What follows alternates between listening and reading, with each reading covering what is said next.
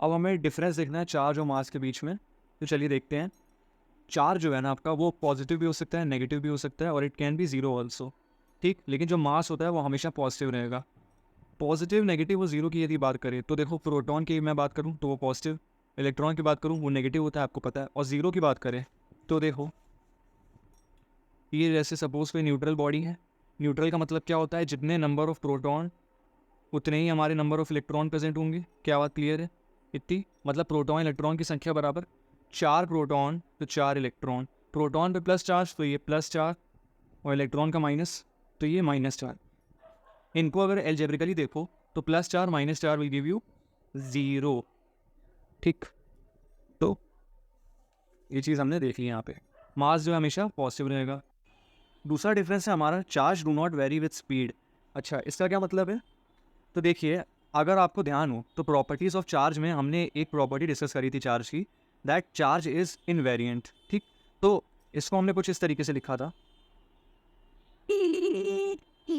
इसका सीधा सरल मतलब है, चार्ज आपका चले या रुके, ठीक। चार्ज आपका रेस्ट पर था, उसको आप मोशन में ले आओ, ठीक। मोशन में ले आए तो उससे उसकी वैल्यू में कोई फ़र्क नहीं पड़ेगा, ठीक है। चार्ज आपका चल रहा है या रुक रहा है, उससे उसकी वैल्यू में कोई फ़र्क नहीं पड़ेगा। यानी कि अगर एग्जाम्पल के तौर पे मैं अगर इलेक्ट्रॉन की बात करूँ, ठीक है, मान लो मैंने एक इलेक्ट्रॉन की मैं बात कर रहा हूँ, इसको -e से डिनोट करते हैं, तो इसकी वैल्यू कितनी है? 6 × 10⁻90 कूलम, ठीक है, -1.6 के अबाउट। तो अभी सपोज ये रेस्ट पर है ना, और अब आप क्या कर रहे हैं, इसको मोशन में ले आ रहे हैं, ठीक। इलेक्ट्रॉन को आप मोशन में ले आ रहे हैं, तो उससे इसकी वैल्यू में कोई फ़र्क नहीं पड़ेगा। यानी कि जब ये रेस्ट पे था तब भी वैल्यू इसकी -1.6 के अराउंड थी, और मोशन में भी इसकी वैल्यू -1.6 के अराउंड ही है, ठीक। वैल्यू में कोई चेंज नहीं आएगा, जितनी पहली थी उतनी अब भी रहेगी, ठीक है। अच्छा, यहीं अगर हम मास के लिए देख लें तो मास वेरीज विद स्पीड। तो देखो, थ्योरी ऑफ रिलेटिविटी में एक आपका एक्सप्रेशन है ये, m = m0/√1 - v²/c², ठीक। m आपका क्या है? Mass of body at speed v। क्या बात क्लियर है? m0 आपका रेस्ट मास हो जाएगा, ठीक। v है आपका स्पीड ऑफ बॉडी, है ना, और c है स्पीड ऑफ लाइट, जो कि है 3 × 10⁸ मीटर पर सेकेंड। क्या बात क्लियर है?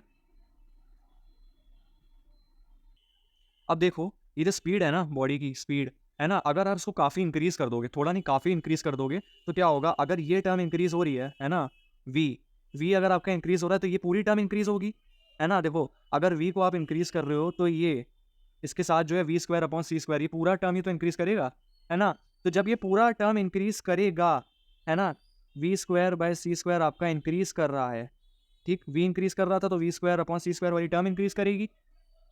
तो v²/c² वाली टर्म को जब आप माइनस करोगे इससे, तो क्या होगा, 1 माइनस इंक्रीज वैल्यू अगर आप करोगे तो ओवरऑल आपका जो है डिक्रीज हो जाएगा, ठीक। तो ये जो डिनोमिनेटर वाली टर्म है ये डिक्रीज करेगी, और इसके डिक्रीज होने की वजह से मास आपका इंक्रीज कर जाएगा। क्या बात क्लियर है? देखो, नहीं समझे अगर, देखो मैं बताता हूँ। हमने क्या किया, v को काफ़ी इंक्रीज कर दिया, ठीक है, अच्छा खासा। तो उससे होगा क्या, ये जो टर्म है इसको अच्छा खासा आपने इंक्रीज किया, तो ये वाली जो टर्म है v²/c² ये पूरी टर्म इंक्रीज करेगी, ठीक है। और जब हम 1 में से एक इंक्रीज टर्म को सब्ट्रैक्ट कर रहे हैं, 1 माइनस इंक्रीज टर्म कर रहे हैं, तो ओवरऑल क्या होगा, ये टर्म डिक्रीज कर जाएगी, ठीक।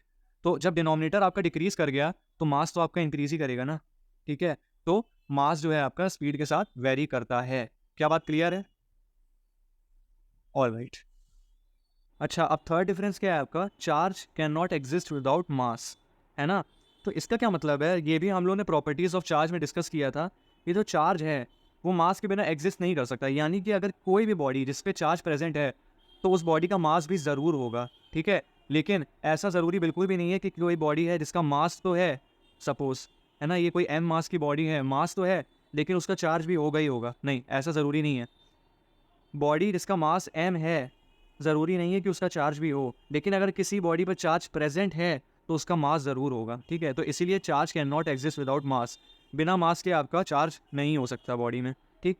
और यहाँ पे लिखा है मास कैन एग्जिस्ट विदाउट चार्ज, तो हाँ, जाहिर सी बात है कि भाई मास होगा किसी बॉडी का तो ऐसा ज़रूरी नहीं है कि उसमें चार्ज प्रेजेंट हो ही हो, ठीक है। हो भी सकता है, नहीं भी हो सकता है। तो मास ऐसे इंडिविजुअली एग्जिस्ट कर देगा, कोई दिक्कत वाली बात नहीं है। चौथा डिफरेंस क्या लिखा है, electrostatic force between 2 point charges can be attractive और रिपल्सिव, है ना। और इधर क्या लिखा है, the gravitational force between two masses is always attractive. बिल्कुल सही बात है। तो जब हम, आपको ध्यान होगा, चार्जिंग बाय कंडक्शन डिस्कस कर रहे थे, तो वहाँ पे मैंने आपको बताया था, है ना, ये देखो, ये कोई स्फीयर है जिसका मास m है, ठीक, ग्रेविटेशन के केस में हम डिस्कस कर रहे हैं, है ना, और रेडियस r, ठीक। तो इसका पोटेंशियल कितना होगा, ठीक है। तो हमने देखा था ये कुछ इस तरीके से होता है, ठीक। तो यहाँ पे क्या हुआ, मास की वजह से ग्रेविटेशनल फील्ड पोटेंशियल है जो कि आपका Gm/r, ठीक। और यहाँ पे रखा है हमने नेगेटिव साइन। नेगेटिव साइन क्या इंडिकेट करता है कि जो आपकी ग्रेविटेशनल फोर्स है वो हमेशा अट्रैक्टिव होती है। तो ये चीज़ भी हम डिस्कस कर चुके हैं। वही चीज़ लिखिए, the gravitational force between two masses is always attractive, ठीक। और दूसरी चीज़ यहाँ पे देखो, electrostatic force between 2 point charges can be attractive और रिपल्सिव। तो देखो, ये भी हमने डिस्कस किया हुआ था। एक और स्फीयर लेते हैं जिसका चार्ज q है और रेडियस r। तो इसको हम इस तरीके से लिखते हैं, ठीक। तो बस यहाँ पे क्या है, g की जगह पर k आ गया है, और यहाँ पे आपका पॉजिटिव भी हो सकता है, नेगेटिव भी, है ना। तो प्लस या माइनस में से कोई भी साइन आ सकता है, वो चार्ज के हिसाब से होगा। चार्ज के हिसाब से प्लस भी आ सकता है, माइनस भी। तो वही चीज़ लिखिए, अट्रैक्टिव भी हो सकता है और रिपल्सिव भी। तो देखो, डिफरेंस ये है कि यहाँ पे दो मासेस हैं और यहाँ 2 पॉइंट चार्जेस के लिए हमने बात करी, अट्रैक्टिव या रिपल्सिव। तो अभी इसका जो प्रॉपर एक्सप्लेनेशन है ना, वो हमें कूलम्स लॉ में मिल जाएगा। यहाँ पे तो बस मैंने आपको कॉन्सेप्ट जो है वो रिलेट करके बता दिया कि हाँ भाई, ये दोनों चीज़ें जो है हम उसमें कंडक्शन में डिस्कस कर चुके हैं। एक में हमने स्फीयर लिया था m मास का और रेडियस उसकी r थी, और यहाँ पे हमने एक स्फीयर लिया था q चार्ज का जिसकी रेडियस r थी, ठीक। तो इसमें जो था आपका ग्रेविटेशनल फोर्स हमने देखा था वो हमेशा अट्रैक्टिव होती है, इस वजह से वहाँ पे नेगेटिव साइन था। और यहाँ पे पॉजिटिव या नेगेटिव भी हो सकता है चार्ज के हिसाब से, है ना। बट एक्चुअल में लिखा है यहाँ पे 2 पॉइंट चार्जेस के लिए। ये तो उस कॉन्सेप्ट से मैंने बस आपको बताया है कि यहाँ पे अट्रैक्टिव रिपल्सिव भी हो सकता है। अभी इसका एक्सप्लेनेशन हमें जो है कूलम्स लॉ में मिलेगा पॉइंट चार्जेस के लिए, ठीक है। सिमिलरली ये भी मैंने आपको बस रिलेट करके बताया, क्योंकि कंडक्शन में मैंने आपको साइन के लिए बताया था कि वो ऑलवेज अट्रैक्टिव होता है, तो इसलिए वो मैं रिलेशन हमने यहाँ पे आपको यूज़ करके दिखा दिया, ठीक है। बट एक्चुअल जो इसका कॉन्सेप्ट है वो हम कूलम्स लॉ में ही पढ़ेंगे। अभी सिर्फ अट्रैक्टिव रिपल्सिव और यहाँ पे अट्रैक्टिव कैसे होता है वो बस बता दिया, ठीक है। तो उसके लिए टेंशन मत लो, ठीक है। अभी जितना मैंने समझाया, आई होप आपको अच्छे से समझ में आ गया होगा। सो आज के लिए इतना ही। अगर आपको वीडियो अच्छी लगी हो तो वीडियो को लाइक कीजिएगा, अपने फ्रेंड्स के साथ जितना ज़्यादा हो सकता है शेयर कीजिएगा, और मेरे चैनल को सब्सक्राइब करना मत भूलिएगा। Thank you so much for watching and have a nice day.